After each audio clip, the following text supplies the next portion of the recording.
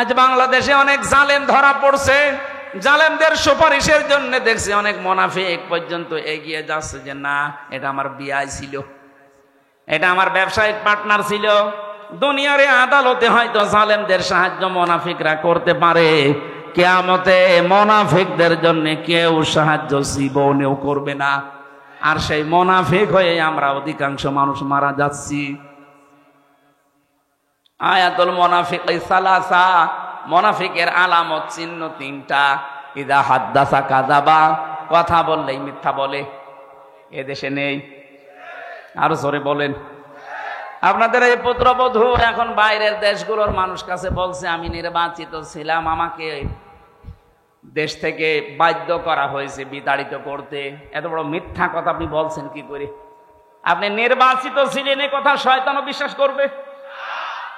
কেন এই মিথ্যা কথা বলেন? তাহলে মিথ্যা যে বলে কথা বললেই সে আল্লাহর নবীর ভাষায় কি? আরো জোরে বলেন। ওয়াইদা ওয়াদা আখলাফা, যারা ওয়াদা করে কিন্তু খেলাফ করে। আপনি ওয়াদা করেছিলেন দেশ যদি আমার হাতে আসে আমি মদিনার সনদে চালাবো, আপনি চালিয়েছেন মোদির সনদে। মদিনা বাদ দিয়ে মোদি সনদ ঠিক আছে, শুধু মদিনার জায়গায় লাগিয়েছে মোদির সনদ। মরে যাচ্ছি আমরা, আবু জেহেলেরও নিচে যাবো। আবু জেহেলের চাইতেও নিচে থাকা লাগবে জাহান্নামে।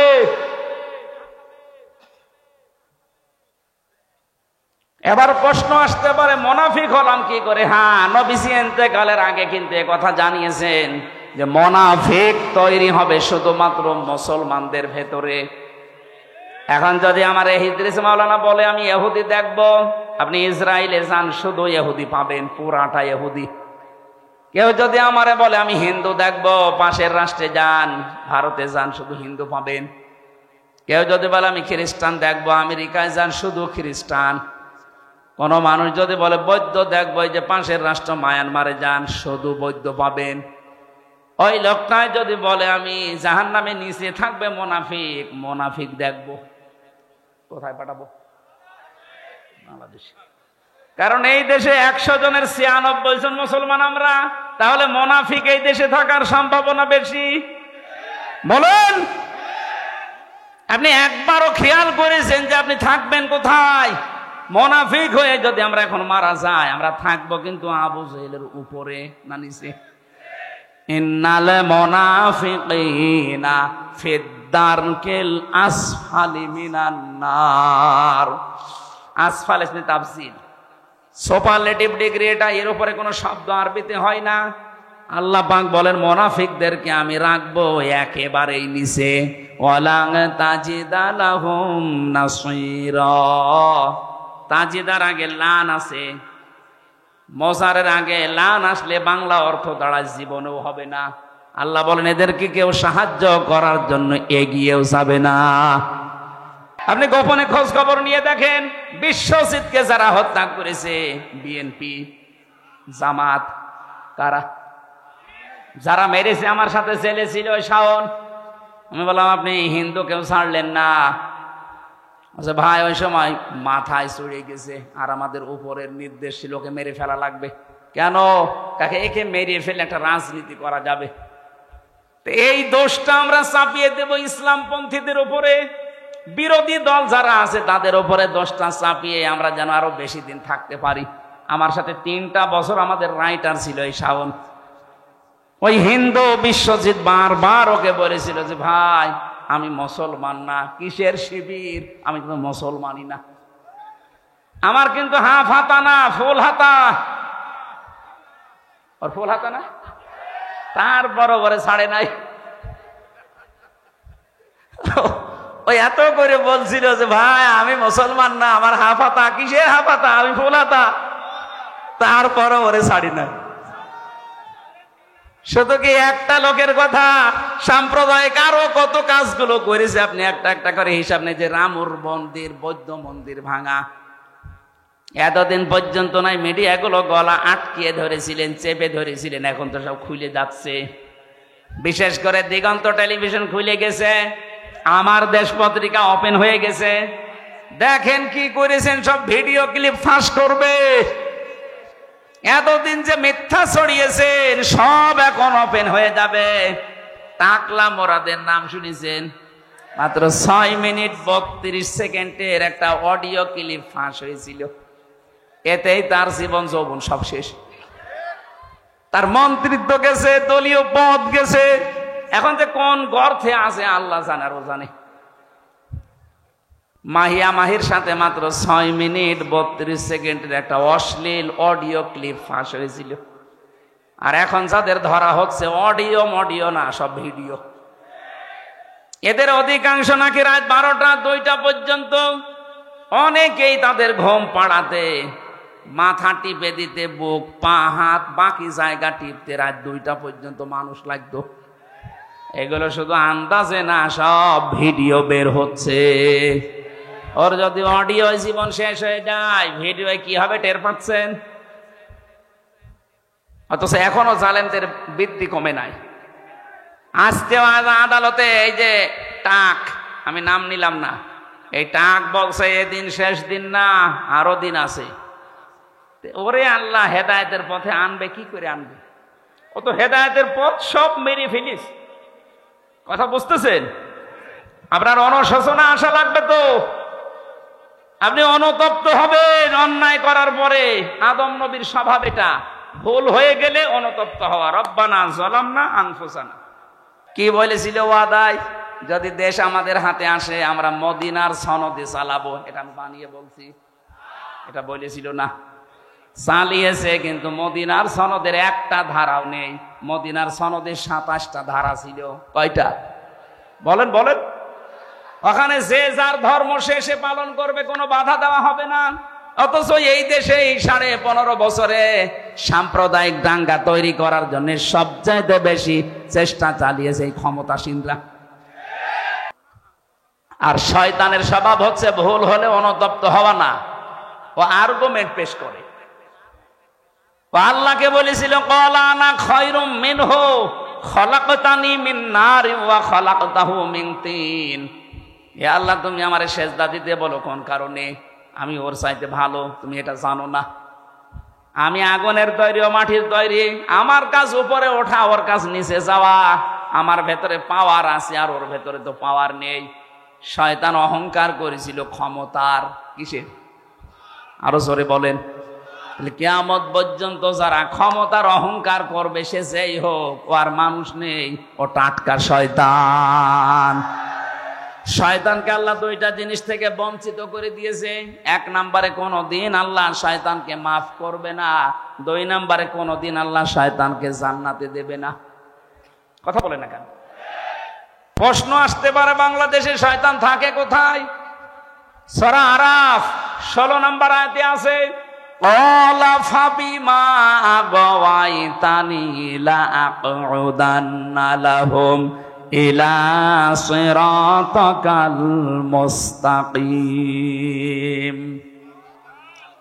আল্লাহ পাক বলেন, শয়তান আমাকে চ্যালেঞ্জ দিয়ে বলেছিল, রব্বুল আলামিন, যাদের জন্য আজ আমার সব বরবাদ হয়ে গেল, এদেরকে আমার সাথে আমি জাহান্নামে নেওয়ার জন্য কোন খারাপ রাস্তায় যাব না। লা আকুদান্না লাহুম সিরাতাকাল মুস্তাকিম, ভালো ভালো রাস্তার মোড়ে মোড়ে আমি কিন্তু অবস্থান নেব। শয়তান সিনেমা হলের সামনে যে দেখবেন রংপুরে পাবেন না, কারণ ও জানে যে এখানে যারা বান্ধবী নিয়ে আসবে শো দেখতে, এগুলো আমার চাইতে বড় শয়তান। শয়তান রাজবাড়ির ওই গলন্দ ঘাটে যায় না, কারণ ও জানে যে এখানে যারা আসে এ আমার চাইতে খারাপ। শয়তান যায় কোথায়? এই দেওতে, পীরগাছা, রংপুরে কোরআনের আলোচনা হবে। শয়তান মানুষের সুরত নিয়ে হোক আর শয়তান নিজেই হোক, ও বসে আছে বিভিন্ন জায়গায়, মানুষকে ধোঁকা দিয়ে বোকা বানিয়ে বলবে এখানে কি, এখানে রাজনীতি হবে, চলো যাই। অর্ধ উলঙ্গ উলঙ্গ ড্যান্স হচ্ছে, ওইটা দেখে চোখের মজা নাও। এই কথা বলছেন এখন? এরকম শয়তান নেই? হয়তো আপনি দেখতে পাচ্ছেন না তাই। শয়তানের শেষ কথা ছিল, সুম্মা লাআতিয়ান্নাহুম মিন বাইনি আইদিহিম ওয়া মিন খালফিহিম ওয়া আন আইমানিহিম ওয়া আন শামাইলিহিম ওয়ালা তাজিদু আকসারহুম শাকিরিন। আমি ওপর থেকে, নিচ থেকে, ডান থেকে, বাম থেকে, চারিদিক থেকে আমি আক্রমণ চালাবো তাদেরকে। হে আল্লাহ, তুমি অধিকাংশ মানুষকে তোমার শুকরগুজারি বান্দা হিসাবে পাবে না। আমার মনে হয় শয়তানের এই চ্যালেঞ্জ সে এখন সফল। সে আজ আমাদের উপর থেকে, নিচ থেকে, ডান বাম থেকে যে কোনো কায়দায় প্ররোচনা দিয়ে, মন্ত্রণা দিয়ে, ওয়াসওয়াসা দিয়ে, যেভাবেই হোক তার নিজের দলের দিকে আমাদেরকে টেনে নিচ্ছে। শয়তানের যা কাজ ওইটা যদি কেউ করে মনে করবেন ওইটাই শয়তান। শয়তানের এক নাম্বার কাজ হচ্ছে ও মানুষকে সরল পথ থেকে দূরে সরানোর জন্য ভালো ভালো রাস্তায় থাকে। 2 নাম্বারে শয়তানের কাজ হচ্ছে অপচয় করা। কি করা? বলেন বলেন। ইন্নাল মুবাযযিরিনা কানু ইখওয়ানাশ শায়াতিন ওয়া কানা শাইতানু লিরাব্বিহি কাফুরা। অবশ্যই শয়তান, যারা অপচয় করে এরা শয়তানের ভাই হয়ে যায়। কোরআন শরীফের ভেতরে আমি এমন কোনো আয়াত পাইনি যেই কাজ করলে মানুষ শয়তানের ভাই হয়। শুধু একটা কাজে। আপনি নামাজ পড়েন না, শয়তানের ভাই, এ কথা কোরআনে নেই।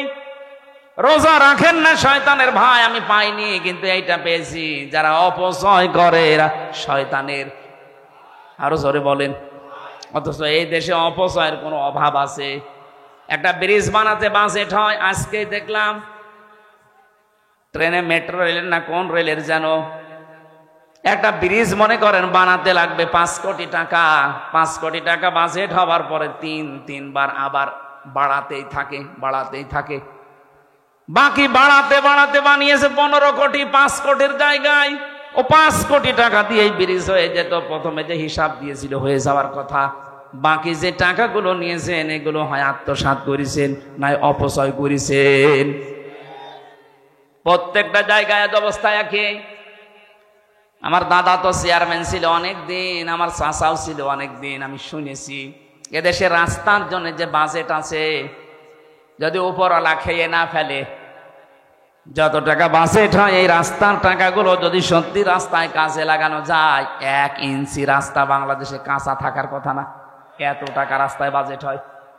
কিন্তু উপরওয়ালা থেকে আসতে আসতে চেয়ারম্যান আর মেম্বার পর্যন্ত যদি 5 কোটি আসার কথা আসে 50 লাখ, 4.5 কোটি টাকা আল্লাহর ওলিরা খেয়ে ফেলিস। তো রাস্তা টিকবে কি করে? 10 বছরের টার্গেট দেয়, 1.5 বছরের রাস্তা ডেলিভারি রোড হয়ে যায়। কথা বলেন ঠিক কিনা? তাহলে অপচয় যারা করে শয়তান আর দেখা লাগবে না, এটাই শয়তানের ভাই।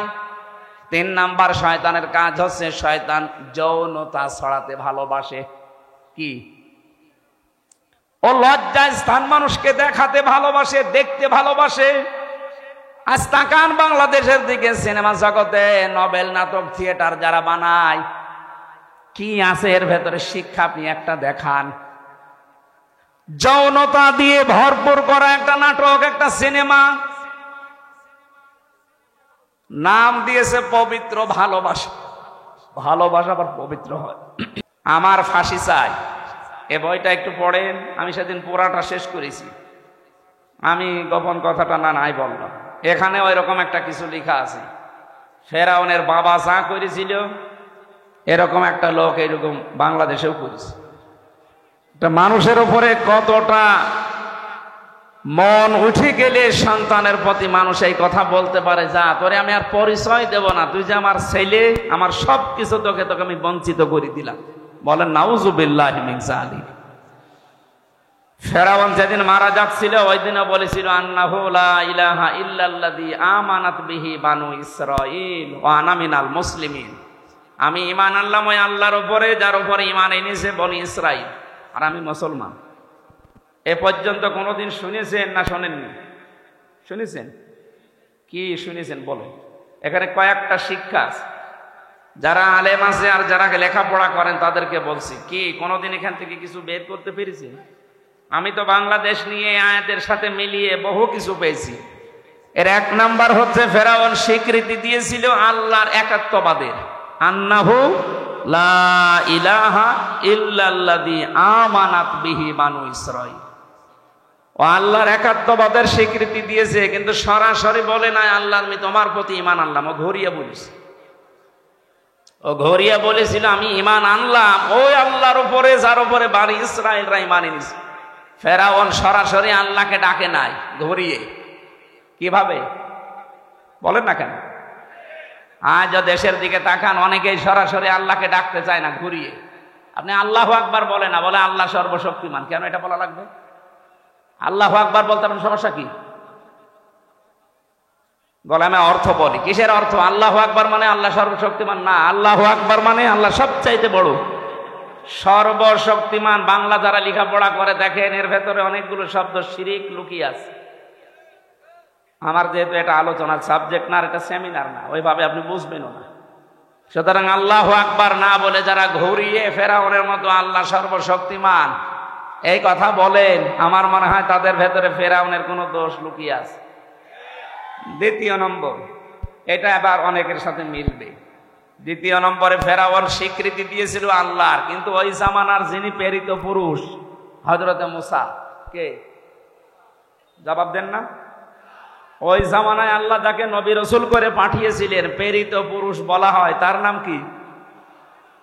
ও কিন্তু এ কথা বলে নাই আন্নাহু লা ইলাহা ইল্লাল্লাহ মূসা কালিমুল্লাহ, বলে নাই। ও বলেছিল আল্লাহর স্বীকৃতি দিলাম, কিন্তু মূসা নবীর সাথে আমার দ্বন্দ্ব আছে, মূসা নবীকে আমি মানি না। এ কথাও না বলার কারণে মুখের ভেতরে কাদা দিয়েছে। এখান থেকে আমার প্রায় 8টা না 9টা শিক্ষা আমি তাফসিরে দেখেছি। এর প্রথম শিক্ষা হচ্ছে, কোন মানুষ যদি আল্লাহকে মানে কিন্তু ওই জামানায় যিনি প্রেরিত পুরুষ তাকে মানে না, তার মরণ হবে ফেরাউনের মতো। আর বাংলাদেশে এটার সম্ভাবনা বেশি। আমি বলবো, আবার রাগ করবেন না তো, হ্যাঁ আমার গায়ে লাগছে এরকম বলবেন না তো। এদেশে বহু মানুষ বলে আমি কি নামাজ পড়ি না, আমি রোজা রাখি না। আরে ভাই, নামাজ পড়া রোজা রাখা কার হুকুম? বলেন বলেন। হজ করেন কার হুকুম? দান সদকা করেন কার হুকুম?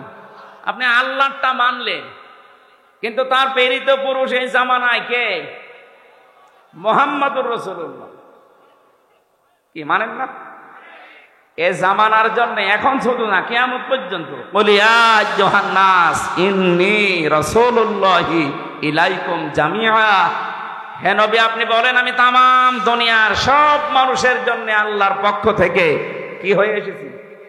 রাসূল। বলেন বলেন। রাসূলের বাংলা অর্থ কি? প্রেরিত পুরুষ। বাংলা অর্থ কি বলেন? সুতরাং এই জামানার জন্য যিনি পাঠিয়েছেন আল্লাহ, যাকে কিয়ামত পর্যন্ত যিনি ফাইনাল, যার সিগনেচার ছাড়া আপনি জান্নাত যেতে পারবেন না।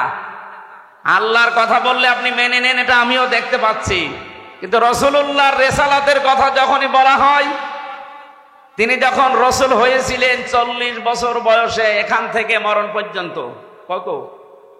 23। বলেন না কেন? 23 বছরের 13 বছর শুনতে অনেক মানুষ রাজি আছে, বলে হ্যাঁ 13 বছর মক্কায় শুধু মায়ের খেয়েছে। বলেন, আমিও কান্নাকাটি করি, আপনিও কাঁদেন, কিন্তু বাকি 10 বছর যে উনি প্রেসিডেন্ট ছিলেন, প্রেসিডেন্ট এমনি হওয়া যায়? বলেন। ওই কথাগুলো যখন তাফসিরের থেকে তুলে আনা হয়, তখন বলে না এইটা তো কেমন হয়ে যাচ্ছে, এটা রাজনীতি, এটা দুনিয়ার কাজ। আল্লাহর কসম, এই বিশ্বাসে বিশ্বাসী যারা, রাসূলের 13 বছর মানে 10 বছর মানে না, ওর মরণ হবে ফেরাউনের মতো। এই হিসাবে বাংলাদেশে এবার মিলান তো মানুষ আছে না নেই? আমি তো অনেক মানুষ দেখতে পাই, কথা বললে বলে আমি আল্লাহকে মানি না, আমি আল্লাহর বিধান মানি না। মানেন তো আমিও জানি, ফেরাউনও আল্লাহ একজন আছে কথা বিশ্বাস করেছিল, ঠেলায় পড়ি। কিন্তু যখন সীমা একেবারে লঙ্ঘন করে গেছে, রিসালাত না মেনে, আল্লাহ তাকে হেদায়েত থেকে বঞ্চিত করে দিয়েছে। তাফসিরে হাক্কানির ভেতরে পেয়েছি, শেষ পর্যন্ত ও মুখ নড়ানড়ি করবে, জিবরাইল এসে কাদা লাগিয়ে দিয়েছে। এই জন্য কারো সীমা যখন অতিক্রম করে একেবারে বর্ডার ক্রস করে, তখন আল্লাহ তাকে বঞ্চিত করে দেয়। ও যদি বলতেও চায়, ওর মুখ দিয়ে আর বের হয় না। হয়তো এখন আর জিবরাইল আসবে না, কিন্তু আপনার মুখ আর জবান আর চালু হবে না। এই জন্য এমন কোন গনার সাথে কাজের সাথে নিজেকে জড়ায় না, জড়িয়ে ফেলি যে আমাদের অবস্থা আবার জালেমদের মতো হয়ে যায়। জালেমদের বিরুদ্ধে নিজে আল্লাহ মামলা দায়ের করবে। জালেমদের বিরুদ্ধে মামলা দায়ের করবে কে? আরো জোরে। এই দেশে যারা 15.5 বছর জুলুম করেছে, এটা কি ওয়াজ করে বোঝানো লাগবে? এই 14 দল বাদ দিয়ে বাকি আমরা যারা আছি সবাই কম বেশি মাজলুম। এক কথা বললেন না? এক একজনের মামলার খবর জানেন আপনি? আমি বিএনপির বহু লোকের সাথে জেলখানায় ছিলাম। একজনের মামলা 313টা, 560টা। ও সারা জীবন শুধু হাজিরা দিতেই চলে যাবে। আমার 2 মামলায় যদি 3 বছর যায়, যার মামলা দিয়েছে 560টা, ও কতদিন হাজিরা দেবে বলে? অথচ বছর হয় 365 দিন। এক এক দিন 2টো মামলার হাজিরা দেওয়া লাগবে। কি করেছেন আপনি? জুলুমের একেবারে শেষ পর্যায়ে পৌঁছিয়ে গিয়েছিলেন। এই জন্য ফাকুতিয়া আছে। আল্লাহ বলেন আমি কেটে দিয়েছি। জালেমদের শিকড় যখন কাটা হয়ে গেছে, ওই জিনিস নিয়ে আর আশা করে লাভ নেই। আপনারা তাওবা করে ফিরে আসেন। আপনাদের ভালোর জন্য বলছি। কোরআনে কারিমের এই অনুষ্ঠান থেকে আমরা আহ্বান জানাচ্ছি, বিশাল একটা পাথর আল্লাহ আমাদের বুকের ওপর থেকে সরিয়ে দিলেন। এ পাথরের নাম হচ্ছে IMA জাহিলিয়া। না, এটা ছিল 1000-1500 বছর আগে। এখন আল্লাহ যেটা সরিয়েছে এটার নাম আওয়ামী জাহিলিয়া। কথা বলেন না কেন? শব্দ প্রায় একই। IMA আওয়ামী। ওরা যা করতো এরা তাই করছে, শুধু একটা কাজ করে নাই। ওই জামানায় ওরা জীবন্ত কন্যাকে মাটি দিত, আর এই জামানায় জীবন্ত কন্যাকে মাটি দেয়নি, জীবন্ত কন্যাকে জাহান্নামে দিয়েছে। বেপরদার এমন লাইন খোলার চেষ্টায় ছিল, দেখেছিলেন? একজন মানুষ বেপরদায় চলবে, কিছু বলতেও পারবে না। উলঙ্গ, অর্ধ উলঙ্গ হয়ে রাস্তাঘাটে আসবে, নিজে জাহান্নামে যাচ্ছে। শুধু তা না, আরো 8-10 জন নিয়ে যাচ্ছে। কেউ প্রতিবাদ করলে তাকে পর্যন্ত 4 দেওয়ালের মাঝে আটক করে রাখা হতো। আমি বহু দেখেছি। 1500 বছর আগে ওই জামানায় যারা কাফের মুশরিক, ওরা জীবন্ত কন্যাকে মাটি দিত। আরে 1500 বছর পরে আমরা দেখলাম এরা জীবন্ত কন্যাকে জাহান্নামের আগুনে পাঠাচ্ছে। আল্লাহ আমাদের হেফাজত করেছে। নবীর পিঠ থেকে আল্লাহ পাথর সরিয়ে, বোঝা সরিয়ে পিঠ সোজা করে দিয়েছিলেন।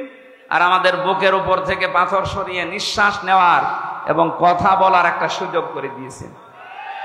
আজকে যদি 2024 সালের 5 আগস্টের আগে হতো এই অনুষ্ঠানটা, এতগুলো মানুষ এক জায়গায় করতে 14 জায়গায় অনুমতি লাগবে।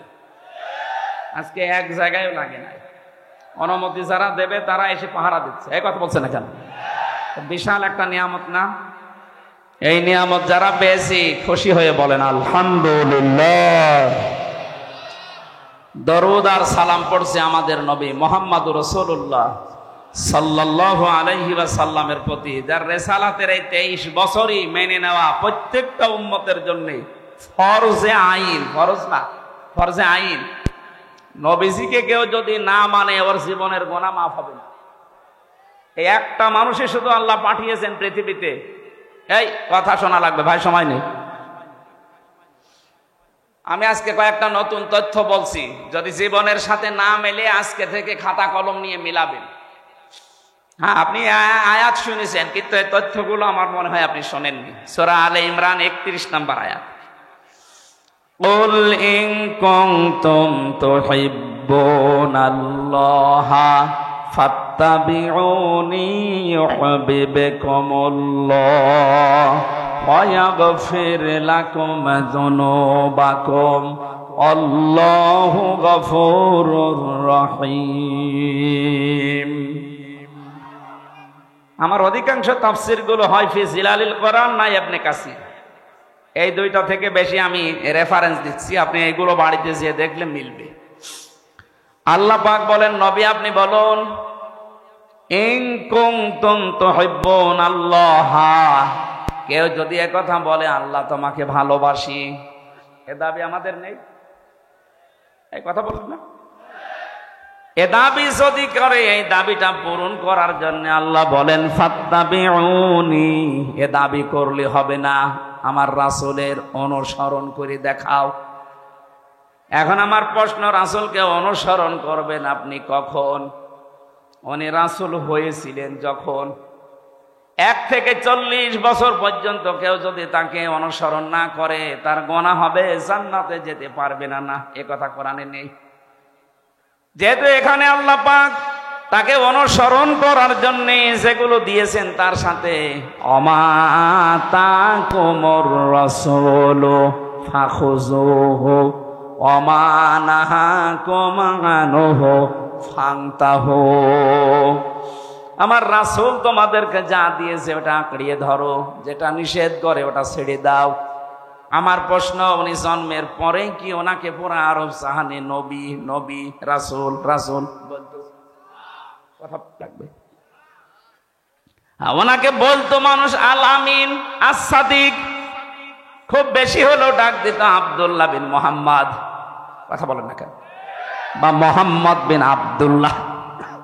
মোহাম্মদ বিন আব্দুল্লাহ পর্যন্ত আমরা ডাক শুনি হাদিসের পাতায়। তাকে এই নামে ডাক দিত পুরা আরব জাহানের ভেতরে। তিনি আল আমিন ছিলেন, আস সাদিক ছিলেন। 40 বছর বয়সে ধ্যান করার মাধ্যমে যখন নবুয়ত পেয়েছেন তখন মানুষ তাকে পুরা আরব জাহানে বলতো নবী এবং রাসূল। আর আল্লাহ কোরআনে কারিমে যেখানে বিধানের কথা দিয়েছেন সেখানে দেখবেন রাসূল শব্দ। ওমা আতাকুমুর রাসূলু লাকাদ কানা লাকুম ফি রাসূলিল্লাহি লাকাদ জাআকুম রাসূলুম মিন আনফুসিকুম। এরকম 22টা আয়াত কোরআনে আছে।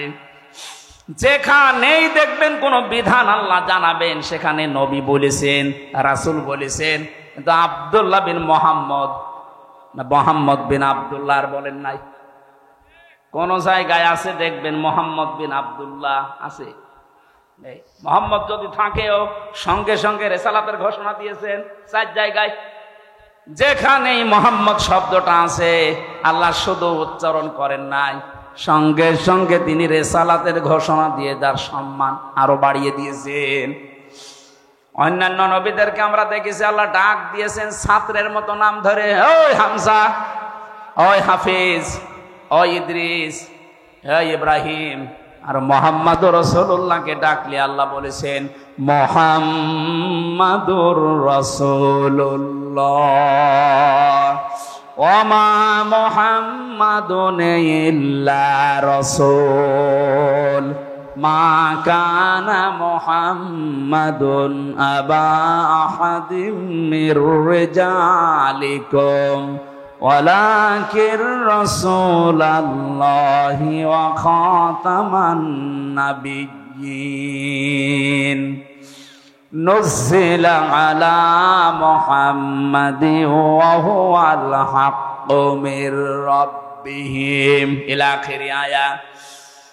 আল্লাহ পাক যেখানেই তার নাম ধরলেন সঙ্গে সঙ্গে রিসালাতের ঘোষণা দিয়ে ওনার যা সম্মান ছিল আল্লাহ আরো বাড়িয়ে দিলেন।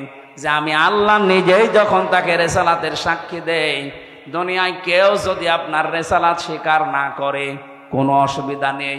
এটা সূরা ফাতিহার 29-30 নম্বর আয়াতে আছে। আমার বসানোর বিষয় ছিল এখানে, তাহলে অনুসরণ করা লাগবে আব্দুল্লাহ মোহাম্মদ বিন আব্দুল্লাহকে না রাসূলুল্লাহকে? আরো জোরে বলেন। রংপুরবাসী সহজ সরল, একেবারে সহজ সরল হবে না। একটু কান চোখ মুখ খোলা রাখেন। আপনি অনুসরণ করবেন। উনি যখন রাসূল হয়েছিলেন সবাই এক বাক্যে স্বীকার করবে তামাম দুনিয়া যে উনি রাসূল হয়েছিলেন 40 বছর বয়সে। তার মানে 1 থেকে 40 যদি কেউ না মানে তার গোনা নেই, কিন্তু 40 থেকে 63 এই 23 বছর না মানলে তার জান্নাত নেই। এর 1 সেকেন্ড আপনি বাদ দিতে পারবেন না। এই রিসালাতের জিন্দেগিতে যেভাবে ঘুমিয়েছে যদি আপনি ওইভাবে ডান কাতে ঘুমাতে পারেন পুরা ঘুমটা হবে ইবাদত। উনি যেভাবে টয়লেটে গিয়েছেন কেউ যদি ওইভাবে টয়লেটে যেতে পারে পুরা 10 মিনিট 15 মিনিট হবে ইবাদত। প্রশ্ন আসতে পারে টয়লেট করা আবার ইবাদত হয়? হ্যাঁ হয়।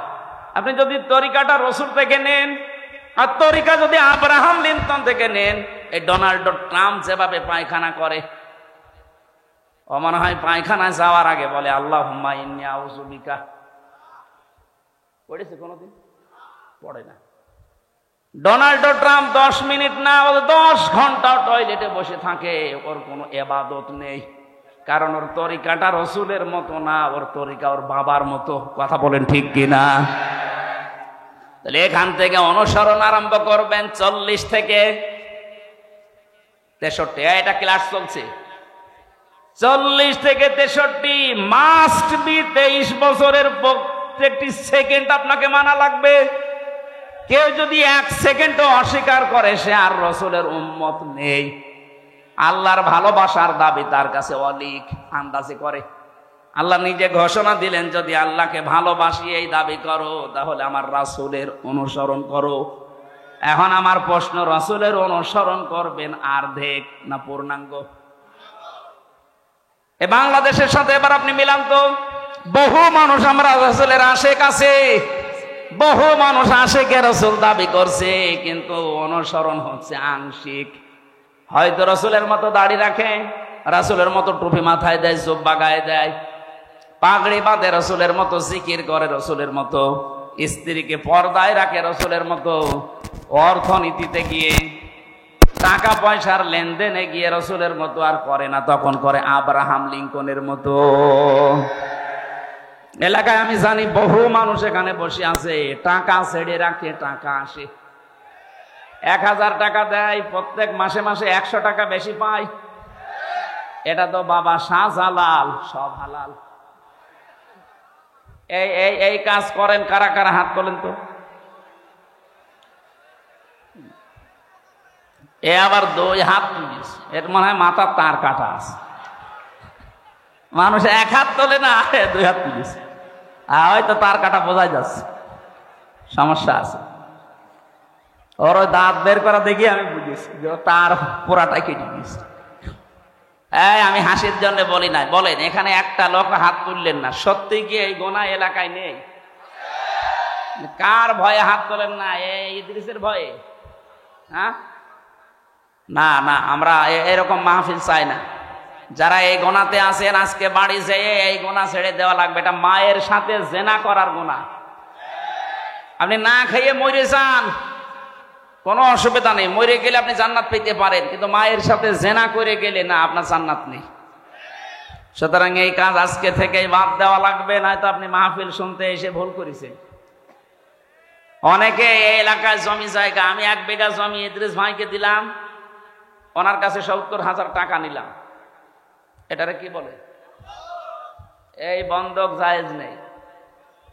জায়েজ করার জন্য 2টা পদ্ধতি আছে, যদি মেনে নিতে পারে তাহলে করবেন, না হলে ওনার জমি ওনারে ফেরত দেবেন। আমি বলবো, আপনি মানবেন তো? নাকি এক কান দিয়ে শুনে আর এক কান দিয়ে বের করে দেবেন? যতদিন ইদ্রিস ভাই আমার জমিটা করে খাবে ততদিন ওনাকে সরকারের যে খাজনা আছে বছরে বছরে, এটা ওনার দেওয়া লাগবে। 2 নম্বরে, যখন আমার কাছ থেকে টাকা ফেরত নেবে, এই 70,000 8-10 হাজার টাকা কম নেওয়া লাগবে। আপনি 2 বছর 5 বছর 10 বছর করে খান, নেওয়ার সময় 8-10 হাজার কম নেবেন। এই 2টা সিস্টেম যদি মানতে পারেন জায়েজ আছে, আর না হলে এটা বাদ দেন। আরো 2টা পদ্ধতি আছে। এর পরেরটার নাম আমরা মনে হয় আমাদের কুষ্টিয়ায় বলে খাই খালাসি, খেয়ে দে এসো। এটার লস হয়ে যায় বলে মানুষ করতে চায় না, বলে না হুজুর বাবা ওইটা আমি নেই। অথবা 1 বিঘা জমি দেবেন, বছরে বছরে 10,000 করে টাকা নেবেন। এটা কি? এইটা আছে এলাকায়? হ্যাঁ, এইটা করেন। 1 বিঘা জমি থেকে 8-10 হাজার টাকা কামাই করা 1 বছরে খুব কঠিন কাজ না। আমার মনে হয় মাসলা বলা ঠিক হচ্ছে, করবেন তো ইনশাল্লাহ? রাসূলুল্লাহর জীবন থেকে আমি কথা বলছিলাম, অনুসরণ করা লাগবে, তাহলে আমাদের আংশিক না পূর্ণাঙ্গ? আরো জোরে। আপনি এবার তার জীবনের সাথে মিলাবেন, বহু মানুষ দুনিয়ায় তাকে আংশিক অনুসরণ করেছিল, অনুসরণ করে নাই তা না, তারা অনুসরণ করেছিল রাসূলকে আংশিক। এই জন্য তারা জান্নাতও যায়নি, জাহান্নামে একেবারে নিচে বসে আছে তারা। আব্দুল্লাহ বিন উবাই, এই লোকটার জীবনী পড়েন, ও পুরা জীবনী আমি শেষ করে দেখেছি। রাসূলের পুরাটা জীবনী অনুসরণ করেছে, শুধু রাজনৈতিক জীবনে অনুসরণ করে নাই। আপনারা যেমন অর্থনৈতিক জীবনে মানেন না, উনি শুধু রাজনৈতিক জীবনে রসুলকে মানত না, তাছাড়া নামাজ পড়তো রসুল্লাহর পেছনে, হজ করেছে নবীজির সাথে, রোজা রেখেছে নবীর সাথে, ইফতারি করেছে নবীর সাথে। ওর দাড়ি টুপি পাগড়ি জোব্বা এমনকি ওর নাম পর্যন্ত পাল্টিয়ে পাল্টিয়ে নবীর কথায়। একবার নবীজি বলেছিলেন আল্লাহর কাছে প্রিয় নাম দুইটা, আব্দুল্লাহ আর আব্দুর রহমান। ওই দিন থেকে নিজের ছেলের নাম রেখেছে আব্দুল্লাহ, নাতি ছেলের নাম আব্দুল্লাহ, নিজের বাবার নামও পাল্টিয়ে দিয়েছে আব্দুল্লাহ, নিজের নামও দিয়েছে আব্দুল্লাহ। এত পছন্দ করতো নবীর কথাকে, শুধু শুনতে দেরি মানতে দেরি করতো না। অথচ এই লোকটা দুনিয়ার স্বার্থের কারণে আল্লাহর নবীর রাজনৈতিক জীবনে তাকে মানে নাই, ও মানতো আবু জেহেলকে। বাংলাদেশে যে আমরা বহু মানুষ আছি, আমরা রাসূলের অনুসরণ করি ঠিক, কিন্তু আংশিক, পূর্ণাঙ্গ না। আরো জোরে বলেন। কত খানকা থেকে আওয়াজ আসে, কত ইসলামী দল থেকে আওয়াজ আসে, তারা বলে যে দেখো দিনকাল ভালো না, আমরা অসমের ভেতরে নেই, আমরা আছি আল্লাহর রাস্তায়। আরে ভাই, আল্লাহর রাস্তায় তো এইটা যেটা রসুল দেখিয়েছে। বলেন, ওনার ওই টয়লেট করা যদি আপনার ইবাদত মনে হয়, উনি 10 বছর প্রেসিডেন্ট ছিলেন, এটা ইবাদত মনে হয় না? এটা ইবাদত না মনে করার কারণেই তো দেশের অবস্থা এই। আমরা যদি সবাই রাসূলের এই 23 বছরের জীবনকে সত্যি ইবাদত মনে করে অনুসরণ আরম্ভ করতাম, আমাদের মরণ ওই ফেরাউনের মতো হইতো না। আজ হাজারো মানুষ ফেরাউন হয়ে মরে যাচ্ছে, কথা বলেন ঠিক কিনা? তাহলে রাসূলকে আজকে থেকে অনুসরণ করা লাগবে, আংশিক না পূর্ণাঙ্গ? আমি আবার বলছি, আংশিক না পূর্ণাঙ্গ? আপনি এবার নিবে জীবনের সাথে মিলান, আপনার অনুসরণ কি সত্যি আংশিক হচ্ছে না পূর্ণাঙ্গ? না না। তাহলে আংশিক হলে হয় আপনার মরণ হবে আব্দুল্লাহ বিন উবাইয়ের মতো। ও যেমন জাহান্নামে শুধু গিয়েছে তা না, জাহান্নামের নিচে গিয়েছে। ও ছিল মুনাফিকদের সর্দার। আর মুনাফিকদের ব্যাপারে আল্লাহর কথা, ইন্নাল্লাহা জামিউল মুনাফিকিনা ওয়াল কাফিরিনা ফি জাহান্নামা জামিআ। অবশ্যই আমি জাহান্নামে একত্রিত করব মুনাফিক আর কাফেরদের। আগে আল্লাহ দিয়েছেন মুনাফিকের নাম, তার মানে মুনাফিক থাকবে নিচে, উপরে থাকবে কাফের। আবু জেহেল মুনাফিক ছিল না কাফের ছিল? আরো জোরে বলেন।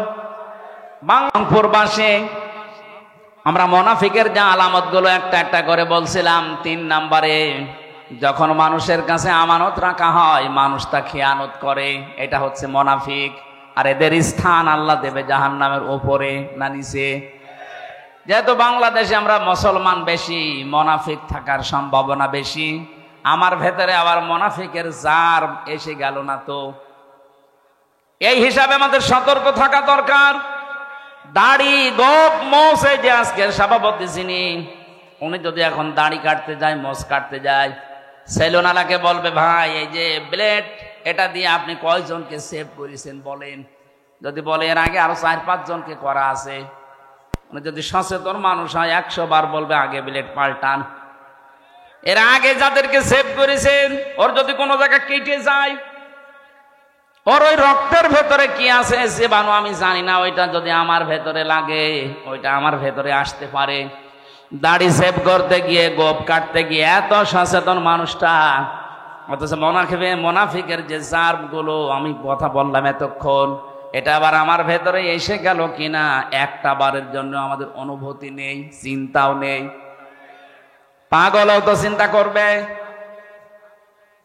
এই জন্য মুনাফিকের যে কথা বলছিলাম, আব্দুল্লাহ বিন উবাইয়ের অনুসরণ করা রাসূলকে হয়েছিল ঠিক, কিন্তু পূর্ণাঙ্গ না আংশিক? আমরা আবার যেন রাসূলের অনুসরণ আংশিক না হয়, যেন পূর্ণাঙ্গ হয়। আল্লাহ পাক আয়াতের ভেতরে ফাত্তাবিউনি দিয়েছেন, যদি আমার রাসূলের অনুসরণ পূর্ণাঙ্গ করতে পারো, ইউহিব্বুকুমুল্লাহ, আমি নিজেই তোমাদেরকে ভালোবেসে ফেলেছি না ভালোবাসবো? এখানে আলেম নেই? ইউহিব্বু মোজারে, বর্তমান ভবিষ্যৎ, প্রেজেন্ট ফিউচার। কেউ যদি রসুলের অনুসরণ পূর্ণাঙ্গ ভাবে করবে বলে সিদ্ধান্ত নিয়ে চলতে থাকে, যখন পূর্ণাঙ্গ অনুসরণ করা আরম্ভ করব এই কথা বলে পথ চলবে, তখন আল্লাহ ওকে ভালোবাসা আরম্ভ করবে। তার মানে যার আংশিক অনুসরণ হচ্ছে এখনো সে আল্লাহর ভালোবাসা, বলেন না কেন? কারণ এখানে পাস্ট দেয়নি, অতীতের শব্দ নেই, এটা মাঝি দেওয়া নেই, এটা মুজারে ইউহিব্বুকুমুল্লাহ। যখন থেকে আপনার অনুসরণ মাথা থেকে পা পর্যন্ত, রান্নাঘর থেকে আন্তর্জাতিক জীবন পর্যন্ত পুরাটা দেখবেন যে হ্যাঁ আমার রসুলের অনুসরণ হচ্ছে, আর আমি এখন থেকে সিদ্ধান্ত নিয়ে নেমে পড়লাম, তখন আপনি বিশ্বাস করতে পারেন যে আমাকে আল্লাহ কেবল ভালোবাসা শুরু করলো। কথা বোঝা গেছে না? তাহলে যারা এতদিন আংশিক অনুসরণ করেছেন তাদেরকে আল্লাহ এখনো ভালোবাসেনি। যেই পীর বাংলাদেশে এই কথা বলে যে আমি রাজনীতি করি না, আরে ভাই আপনাকে তো মানুষের বানানো রাজনীতি করতে বলছি না, আপনাকে বলছি আমি রসুলের রাজনীতি করতে। তাহলে যারা বলে যে আমরা ওসব ঝামেলাই নেই, আমরা খালি দরবার নিয়ে আসি, আল্লাহর কসম ওকে আল্লাহ এখনো ভালোবাসা আরম্ভ। বলেন এর চাইতে আর কি ব্যাখ্যা দেওয়া যায়? বলেন। এই আয়াত অনুযায়ী বাংলাদেশে বহু মানুষ আমরা এখন আল্লাহর পূর্ণাঙ্গ ভালোবাসা এখনো শুরুই করেনি। আল্লাহ জান্নাত দেওয়া, মাফ করা তো অনেক দূরের কথা। আয়াতের পরে আরো দুইটা শব্দ আছে। আল্লাহ পাক বলেন আমি যদি কাউকে ভালোবাসা আরম্ভ করি দুইটা লাভ তার আছে। ওয়াগফির লাকুম যুনুবাকুম, ইয়াগফির এটা মুজারে, বর্তমান ভবিষ্যৎ, প্রেজেন্ট ফিউচার। জামবুন না যুনুব বহুবচন। আল্লাহ পাক বলেন ওই মুহূর্তে ওর জীবনের যত অপরাধ ছিল সব আমি আল্লাহ মাফ করে দেব। না দিয়েছি? বলেন বলেন। তাকে মাফ করে দেব, এখন দেব বা দিয়ে সামনেও দেব, এখন দিচ্ছি। তাহলে আমরা যদি আল্লাহর ক্ষমা পেতে চাই এই মুহূর্ত থেকে চোখ কান বন্ধ করে রাসূলুল্লাহর অনুসরণ পূর্ণাঙ্গ না আংশিক? আরো জোরে। যদি সত্যি আপনি সিদ্ধান্ত আজকে এখান থেকে নিয়ে বাড়ি যেতে পারেন, আল্লাহ বলেন যুনুবাকুম, একটা অপরাধ থাকবে না, সব মাফ হয়ে যাবে।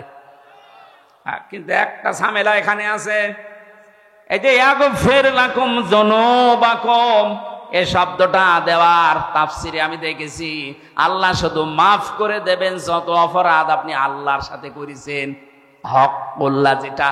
কিন্তু হকউল ইবাদ যেটা বান্দার সাথে সম্পৃক্ত, ওইটা যতক্ষণ বান্দা মাফ না করবে ওইটা মাফ হবে না। আপনি আরশের অনুসরণ করেন, যারই অনুসরণ পূর্ণাঙ্গ করেন আর আংশিক করেন, জীবনের অপরাধ সব মাফ হয়ে যাবে, শুধু আল্লাহর সাথে সম্পর্কিত। আমি নামাজ পড়েননি, আল্লাহ মাফ করে দেবে। রোজা রাখেননি, মাফ করে দেবে। হজ ফরজ ছিল, করেননি, মাফ করে দেবে। দান সাদগার সমর্থ ছিল, করেননি, মাফ করে দেবে। কিন্তু আমির হামজাকে বিনা কারণে একটা থাপ্পড় দিয়েছেন, এইটা আল্লাহ মাফ করবে না, কারণ এটার সাথে আল্লাহর সম্পর্ক না, এটার সাথে সম্পর্ক হামজার। আমাকে যারা 3টা বছর জেল খাটালেন বিনা কারণে, আপনি নিজেই রিমান্ডে বলতেন আপনার দোষ নেই, আমরা জানি দোষ নেই, জানি বলার পরও আপনি আমাকে টাঙিয়ে রাখলেন কোন কারণে? বলেন। এইটা তো আমি জীবনও মাফ করব না। মাফ করতে পারি আমাকে যে ক্ষতির সম্মুখীন করেছেন ওই ক্ষতিপূরণ দেন। 3 বছরে আমার বাবার কাছ থেকে 30 থেকে 32 লাখ টাকা নিয়েছেন, আগে এই টাকা ফেরত দেন। 2 নম্বরে আমারে ফাঁসির কন্ডেম সেলে 3 বছর রেখে দিয়েছিলেন। আমার মামলার সাথে যারা জড়িত, এই মামলার আয়ু থেকে শুরু করে একেবারে উপরের নির্দেশ, যত মানুষের সাথে টপ টু বটন জড়িত, প্রত্যেকেই আমি চাই তারা ফাঁসির কন্ডেম সেলে 3 বছর থাক। আমার মতো আয়না ঘরে 10 দিন থাক, এরপরে মাফ করে দেব। তাহলে এখানে আমরা রাসূলের অনুসরণের মাধ্যমে মাফ পাবো তারা যারা আল্লাহর সাথে সম্পর্কিত। কিন্তু বান্দার সাথে যদি কেউ সম্পর্কিত কোনো অন্যায় করে থাকেন, আপনার কারণে ইদ্রিস আলীর মতো মাওলানা কথা বলতে পারে নাই মসজিদে, এরকম ইমাম দেশে ছিল না? আপনার কারণে ব্যবসাও করতে পারে নাই, আপনার কারণে বিনা কারণের ব্যবসা বাণিজ্য সব মাঠে মারা গেছে। আপনি চাঁদাবাজির মাধ্যমে টাকাগুলো নিজের মনে করে নিয়েছেন। আমারে ধরার পরে আমারে বলছে আপনার বাবাকে খবর দেন যেন 10 লাখ টাকা দিয়ে যায়, নয়তো কালকে 50টা মামলা দেব। আমার বাবা 8 লাখ দিয়েছিল, সঙ্গে সঙ্গে আবার বলছে সেই 2 লাখ কই, মনে হচ্ছে টাকা পাই সেই টাকা খাচ্ছে। এত বড় শয়তান। আরে আমার বাবা তো তার কথা রেখেছে, 8 লাখ 10 লাখের জায়গায় 8 লাখ দিয়েছে। তুই কথা কি রাখলি? তুই যে বললি 50টা মামলা দেব টাকা না দিলে, টাকা তো দিয়েছিল ঠিক, কিন্তু তারপরেও তো তুই মামলা দিলি। আর তুই এখন বলিস যে হুজুর আমার জন্য কিছু করবেন না, আমারে মাফ করে দিন। মাফ? এদিকে আয়, তোরে মাফ করছি শয়তান। কিসের মাফ? আমার মামলার আয়ুর সাথে থেকে শুরু করে যারা একেবারে উপর পর্যন্ত একটারও মাফ নেই। আগে টাকা ফেরত দেবেন, ক্ষতিপূরণ দেবেন, আর আমার মতো 3 বছর জেলে থাকবেন, তারপরে আপনার জুনুবাকুম সব মাফ হয়ে যাবে। তাছাড়া আমি হাজী সাহেব হয়ে বসে আছি, কাবা শরীফের গিলাফ ধরে কাঁদলেও মাফ হবে না। আমি আশা করি কথা বোঝাতে পেরেছি। এরপরেও যদি কেউ না বোঝার ভান করে থাকেন, এদিকে আসেন, রংপুরের মানুষ ঝাড়ি কোদাল দিয়ে বুঝাচ্ছে। আপনারে আর বুখারী শরীফ কোরআন শরীফ দিয়ে হবে না, বাকারি শরীফ লাগবে। আমার আজকের আলোচনার বিষয়, আমি দিনের বেলা এখানে কোন জায়গায় যেন আজকে এসেছিলাম সকালে, তাম্বলপুর, ওখানে বলেছিলাম যে তহমত সময় পাইনি, এই জন্য শেষ করতে পারিনি। আজকের ওই আয়াত থেকে বাকি কথাগুলো আমরা কমপ্লিট করতে চাই। এই যে উঠে চলে যাচ্ছে কে? ওইটা বাদাম বিক্রি করছে, ঠিক আছে, পড়েন। আউযু বিল্লাহি মিনাশ শাইতানির রাজিম।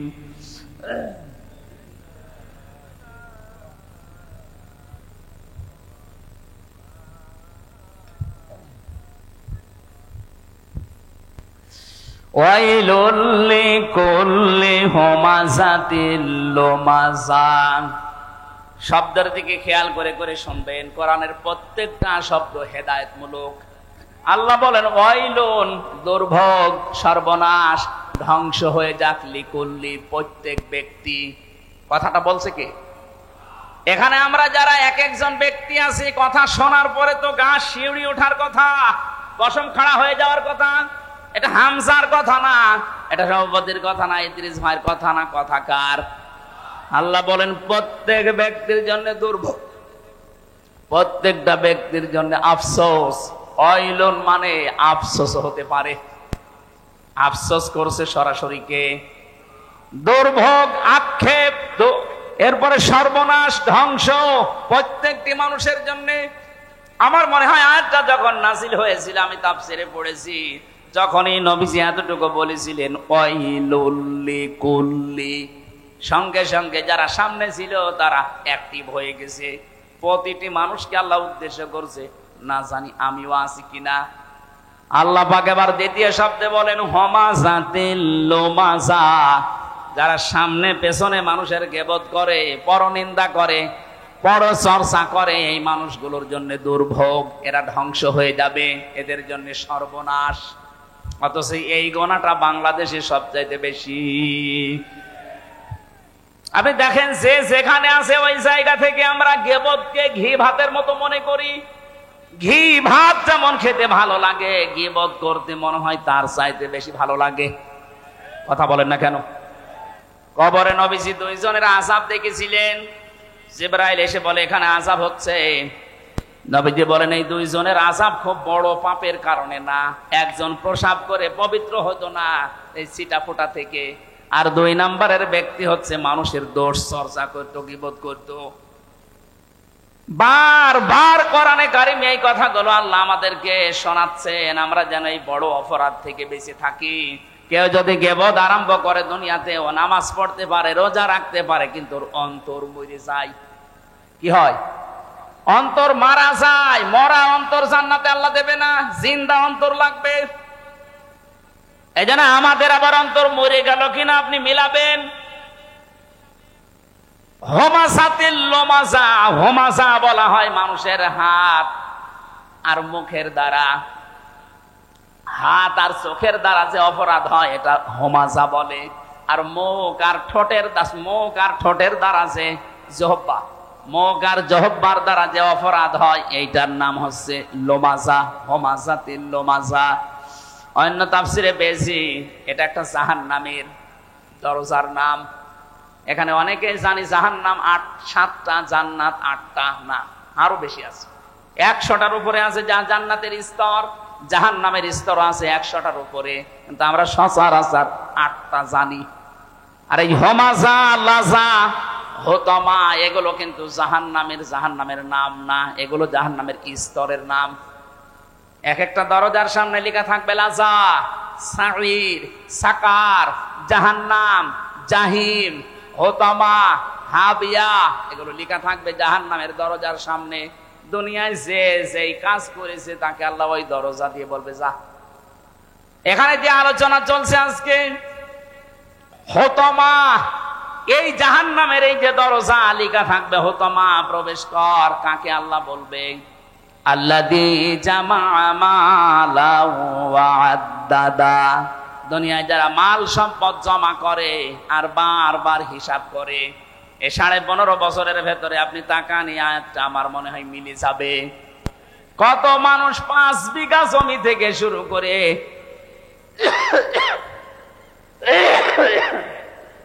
700 বিঘা পর্যন্ত জমি বানিয়েছে 5 বছরে। আমি পটুয়াখালী একজনের নাম জানি, মারা গেছে লোকটা, এই জন্য বললাম না। ও নির্বাচনের আগে মাত্র 5 বিঘা জমির মালিক ছিল। 2 বারের এমপি লোকটা 700 কত বিঘা জমির মালিক। আপনার জমি লাগে কত? একটা মানুষের চলতে জমি লাগে কত বলেন তো? একজনেই যদি 750 বিঘা জমির মালিক হয়, বাকিও জেলায় আর মানুষ নেই। মাল সম্পদ যারা জমা করেছিলেন আর বারবার গণনা করেছিলেন, কি হয়েছে বলেন তো? কোরআনে কারীম জানিয়েছে কাল্লা, কখনোই না, ইন্নাহা লাযা, তোরে আমি লাজায় দেব। নাযাতাল লিশাওয়া তাদউ মান আদবারা ওয়া তাওয়াল্লা ওয়া জামাআ ফাআওয়া।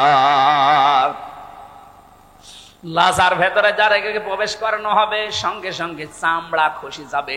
কি খসবে? আমি আলু ছড়ানো দেখেছি জেলখানায়। আলু ছড়ায় কি করে? এটা হাত দিয়ে এভাবে না, মেশিনের ভেতরে ধরলে আলু ছিঁড়ে যায়।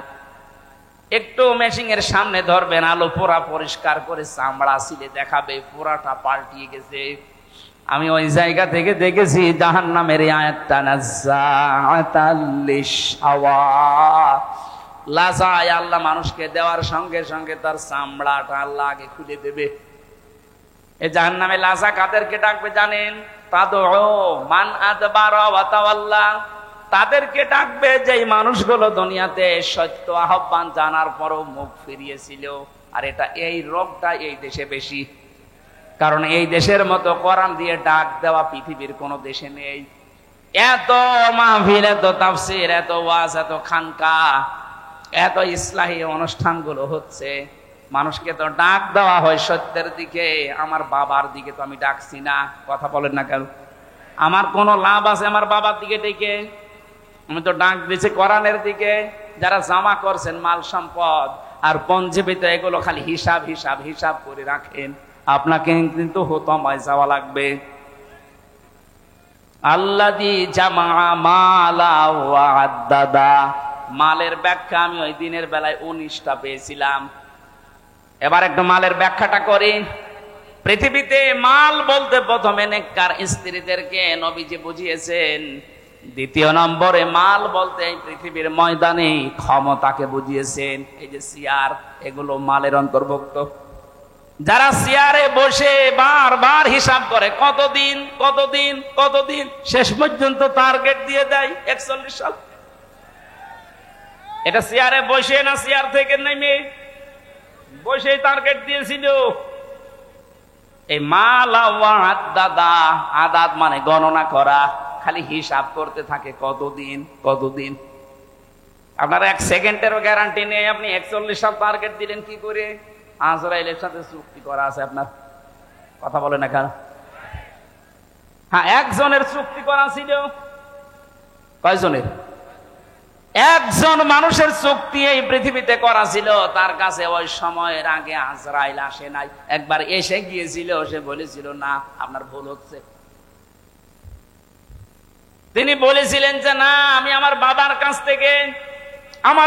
কাছ থেকে হায়াত পেয়েছি। আমি 940 বছর, আর আমার হায়াত ছিল 60 বছর, সব মিলে 1000 বছর।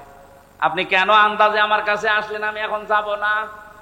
আল্লাহ পাক বলেছিলেন আজরাইল ফিরে আসো, ওর বাবার কাছ থেকে আমি ওরে হায়াত দিয়েছিলাম, ওই হায়াতটা কমপ্লিট না হলে ও দুনিয়া ছাড়বে না। তাহলে একজনের নাই গ্যারান্টি ছিল, আপনার আমার তো কোনো গ্যারান্টি। আরো জোরে বলেন।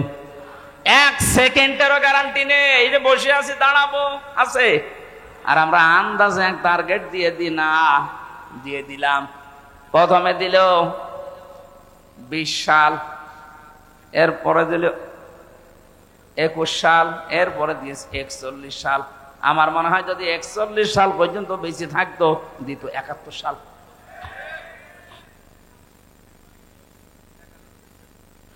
না, এগুলো আপনি হাসির সালে নিবেন না। মাল সম্পদের ভেতরে প্রথম নম্বরে নেককার মহিলাকে মাল বলা হয়, উত্তম মাল এটা।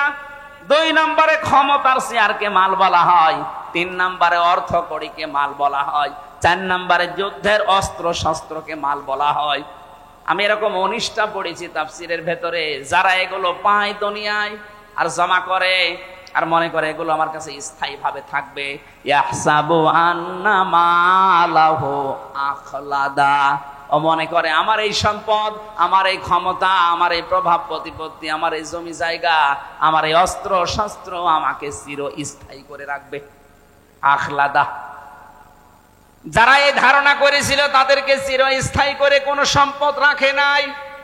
আবু লাহাবের কথা আল্লাহ কোরআনে দিয়েছেন, তাব্বাত ইয়াদা আবি লাহাবিন ওয়া তাব্বা মা আগনা আনহু মালুহু ওয়া মা কাসাব। ধ্বংস হয়ে যাক আবু লাহাব, তার 2 হাত সহ, এবং সে নিজেও, এবং সে ধ্বংস হয়েছে। ওয়া তাব্বা মা আগনা আনহু মালুহু ওয়া মা কাসাব। তার যে অর্থ সম্পদ, টাকা পয়সা যা সে উপার্জন করেছিল, একটাও কাজে আসে নাই।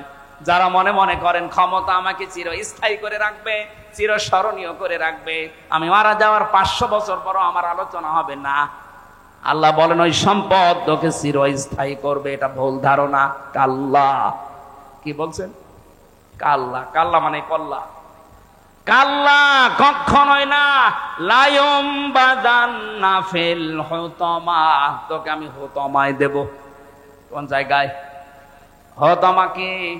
নারুল্লাহিল মুকাদা, এটা আল্লাহর জ্বালানো আগুন। প্রশ্ন আসতে পারে জাহান্নামের অন্যান্য আগুনগুলো আল্লাহ জ্বালায়নি, জ্বালিয়েছে, কিন্তু এটা বেশি জাল দেওয়া। নারুল্লাহিল মুকাদা আল্লাতী তাত্তালিউ আলাল আফইদা। অন্য জাহান্নামে গেলে আগে কলিজা পড়বে, কথা আমি পাইনি, কিন্তু হুতামায় গাওয়ার সঙ্গে সঙ্গে আগে মানুষের কলিজা পুড়ে শেষ হয়ে যাবে। আল্লাহ যেন প্রশ্নবাচক চিহ্ন দিয়েছেন, আমা আদরা কামাল হুতামা। নবী আপনি জানেন এই হুতামা কি? এই হুতামার পরিচয় এটা আল্লাহ নিজে যেহেতু চালিয়েছে, এখানে কেউ পড়লে আগে কলিজা পড়বে। পৃথিবীর আগুনের সিস্টেম হচ্ছে যেখানে লাগে ওই জায়গা পুড়ে যায়। আপনি হাত দেবেন, এভাবে হাত পুড়ে যাবে, কলিজা পুড়বে না? পুড়বে। কিন্তু জাহান্নামে হুতামা যেটা, আল্লাহ যে আগুন জ্বালিয়েছে, এই আগুনে যেখানেই লাগবে আগে কলিজা পুড়বে।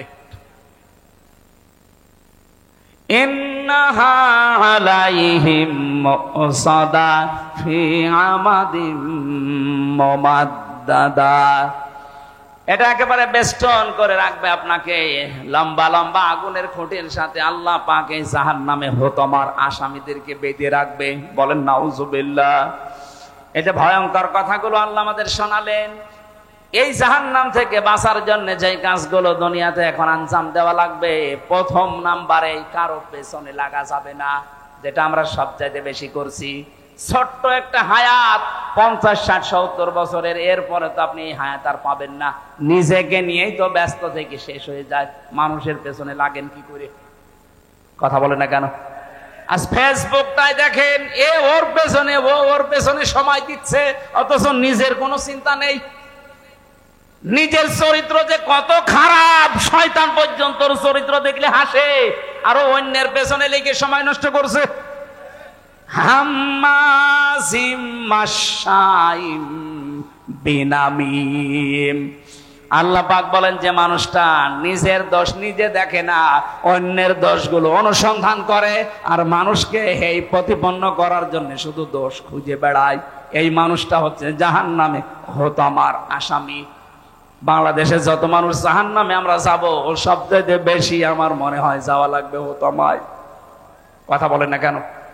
আজকে থেকে সিদ্ধান্ত নিয়ে যাবেন, দুনিয়া একদিকে চলে যাক, কারো পেছনে না, আমার নিজেরটা আমি নিজে দেখি একটু। আমি যা তৈরি করেছি এই 50 বছরে, আমার তো 33 বছর, এই 33 বছরে আমি যা করলাম, এখনই যদি মারা যায়, আল্লাহ যদি আমার হাত ধরে সামনে দাঁড় করিয়ে বলে হামজা বল, 33 বছরের একটা জীবন দিয়েছিলাম, পাই টু পাই হিসাব দিয়ে যা।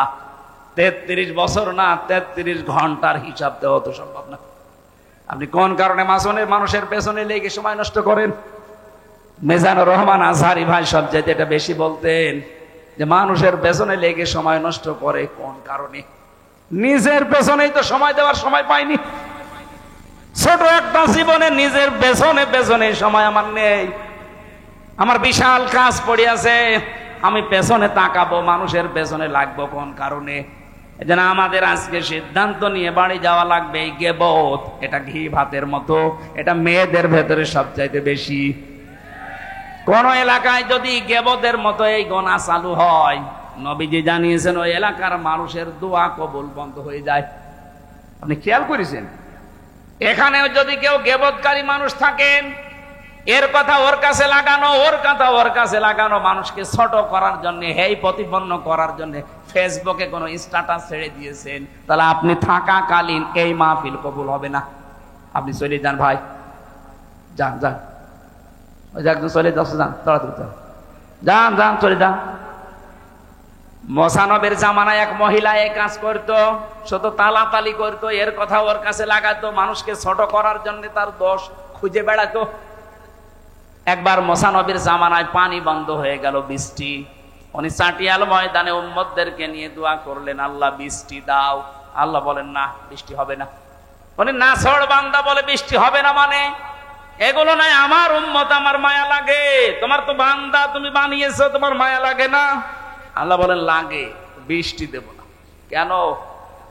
কারণ এর ভেতরে একজন মহিলা আছেন নামিমা, যে তালাতালি করে, মানুষকে ছোট করার জন্য মানুষের কথা লাগিয়ে বেড়ায়, দোষ অনুসন্ধান করে। ওই মহিলা যতক্ষণ আছে ততক্ষণ দোয়া কবুল হবে না, তুমি নবী দোয়া করলেও না। হযরত মুসা বলেছিলেন, আল্লাহ তুমি শুধু ওই মহিলার নাম বলো, দেখো কি করি, পরে ঘাড় ধরে বের করে দেবো এই দরবার থেকে। আল্লাহ পাক বলেন, না, আমি নাম ধরা পছন্দ করি না, তবে এক কাজ করো, তুমি মিলে সবাইকে নিয়ে তওবা করো। ওই মহিলাও তওবা করবে, তারপরে দেখা যাক।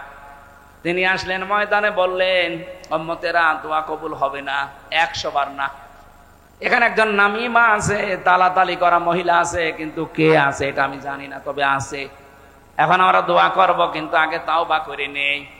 যদি ওই রকম কেউ থাকেন আমার সাথে, সেও যেন তওবা করেন, নাই তো চলে যাবেন। হযরত মুসা তওবা 3টা শর্ত দিয়ে তওবা করলেন। প্রথমে স্বীকার করলেন আমরা অপরাধী, 2 নম্বরে অনুশোচনা করলেন, অনুতপ্ত হলেন, 3 নম্বরে বললেন এই কাজ জীবনে আর রিপিট করা যাবে না। 3টা শর্ত মেনে তওবা করার সঙ্গে সঙ্গে দেখা গেল আল্লাহ বৃষ্টি দিয়েছেন। মুসা নবীর মতো মানুষ, শুধু একজন তালাতালি করা মহিলা আছে, এই জন্য দোয়া কবুল হচ্ছে না। আর আমাদের এখানে কত মানুষ এই পাপে পাপি বসে আছি আমরা, আমাদের দোয়া মাঠে মারা যাবে। এই জন্য তালাতালি করার স্বভাব এখনো যার আছে, মানুষকে হেই প্রতিপন্ন করা, ছোট করার অভ্যাস যার, চলে যান ভাই, নাইতে মাহফিল কিন্তু হবে না। 2 দিন কেন, 14 দিন দিলেও এভাবে পড়ে থাকবে। কথা বলছে না কেন? এটা যে কত বড় গুনার কাজ, নিজের মরা ভাইয়ের গোশত খাওয়ার সমান।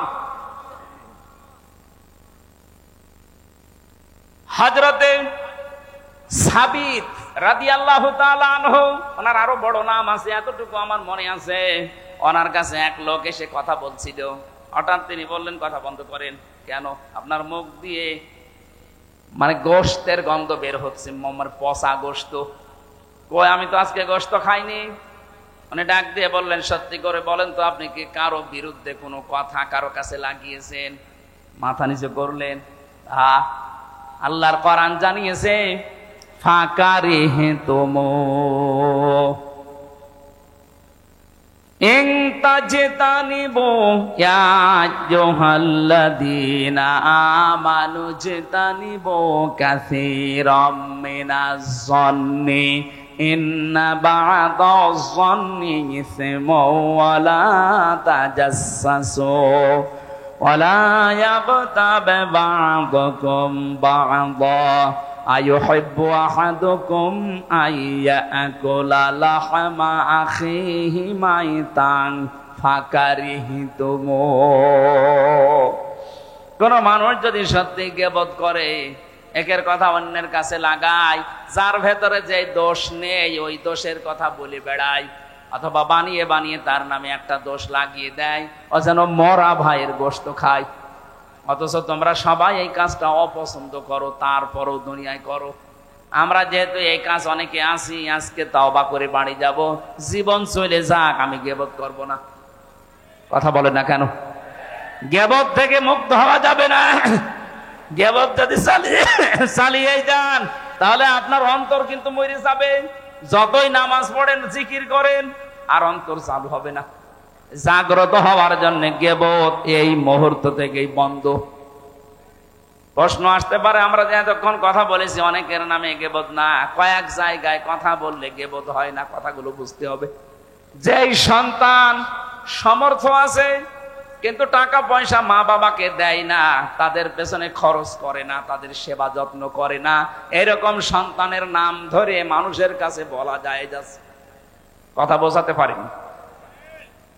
যে মানুষটার সামর্থ্য আছে মা বাবার খেদমত করা এবং তাদের পেছনে খরচ করার তার সামর্থ্য আছে, এরপরেও যদি কোনো মানুষ, কোনো সন্তান মা বাবার খোঁজ খবর নেয় না, তাদের পেছনে খরচ করে না, তাদের সাথে ভালো ব্যবহার করে না, তাহলে ওই সন্তানের নাম ধরে জাতিকে সতর্ক করা যায় যে এই লোকটা কেমন, কিন্তু এরকম, এর সাথে কিছু করলে হিসাব নিকাশ করে করবেন।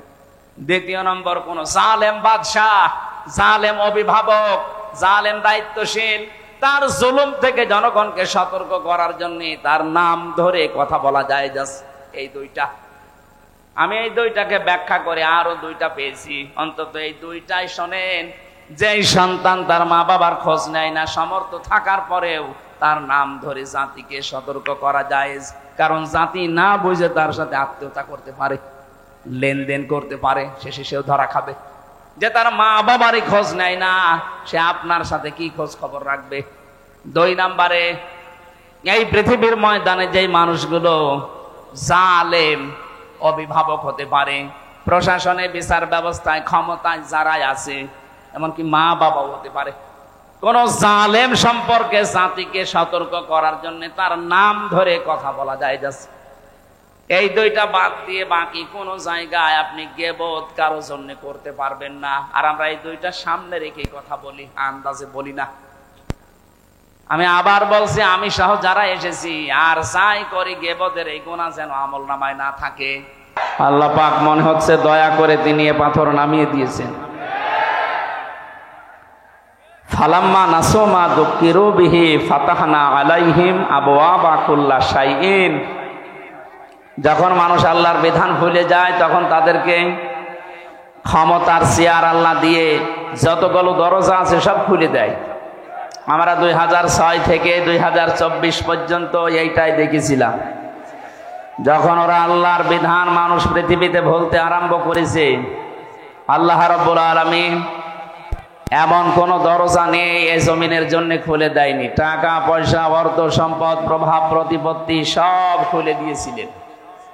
হাত্তা ইযা ফারিহু বিমা উতু, আল্লাহর এই দানকৃত বস্তু পেয়ে যখন তারা আনন্দে আত্মহারা ছিল, আখাযনাহুম বাগতাতান, আল্লাহ তাআলা বলেন আমি হঠাৎ করে তাদেরকে ধরলাম। ফাইদা হুম মুবলিসুন, এই মানুষগুলো হতাশ হয়ে গেল, নিরাশ হয়ে গেল। কোরআনের এই আয়াতগুলো স্টাডি করলে, গবেষণা করলে দেখা যাচ্ছে এটা নাজিল হওয়া 1500 বছর আগে, অথচ মনে হচ্ছে 2024 সালের 5ই আগস্ট আল্লাহ এই আয়াতগুলো দুনিয়ায় পাঠিয়েছেন। আবার একেবারে সব মিলে গেছে, একটা কথাও মানে চোল পরিমাণে মিথ্যা নেই। আখাযনাহুম, আল্লাহ বলেন আমি ধরেছিলাম তাদেরকে বাগতাতান, আকস্মিক ভাবে। এমন ভাবে আল্লাহ ধরেছেন, আপনি তাকান, এ মানুষগুলো দুপুরের খাবার রান্না করেছিল, খেতে পারেনি। কত কিছু জোগাড় করেছিল বিভিন্ন বাড়িতে বাড়িতে, কেউ নিতে পারেনি।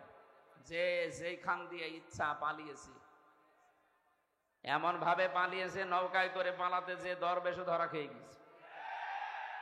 আয়াতের কথা ছিল ফাইদাহুম মুবলিসুন, ওরা হতাশ হয়ে যাবে। দেখেছে আদালতে তোলার সময় কালকেও দীপমণি কি কান্নাকাটি করা। পলক সাহেব মোনাজাত চাচ্ছে যে আমার জন্য দোয়া করে, আপনার জন্য দোয়া করবো, আপনি দোয়া বিশ্বাস করেন? দোয়া করা মানুষগুলোকে আপনি এতদিন জেলখানায় ভরে রেখেছিলেন, কিসের দোয়া করবে আপনার জন্য? এই আয়াতের পরের শব্দ আনআমের 44 নম্বর আয়াত, ফাকতিয়া দাবিরুল কওমিল্লাযিনা যালামু, আল্লাহ বলেন জালেমদের শিকড় কেটে দেওয়া হয়ে গেছে।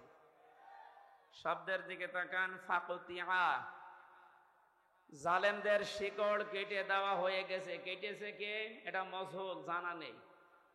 এই ছেলে, আমি কি আর কি মারছি আপনার সাথে? বসেন।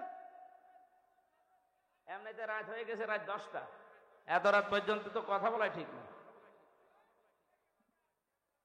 রংপুর বিভাগে আসতে মনে বলে নাই, কারণ এরা তোলে রাত করে। কেন পাবনার চাইতে কি বড় মাহফিল এটা?